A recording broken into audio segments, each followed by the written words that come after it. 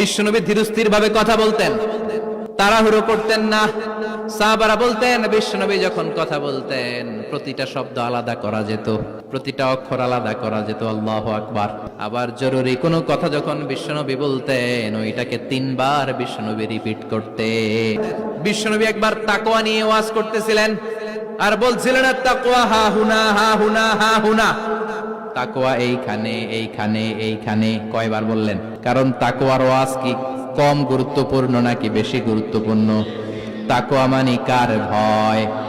যাদের হৃদয়ে আছে আল্লাহর ভয় তারা কভু পথ ভুলে যায় না।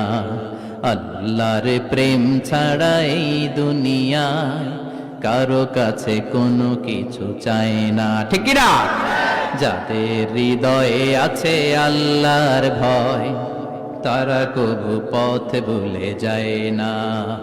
আল্লাহর প্রেম ছাড়া এই দুনিয়ায় কারো কাছে কোনো কিছু চায় না। রাতের আধারে যারা সেজদাতে রয় দু চোখের শ্রুতে নদী যেন বয়।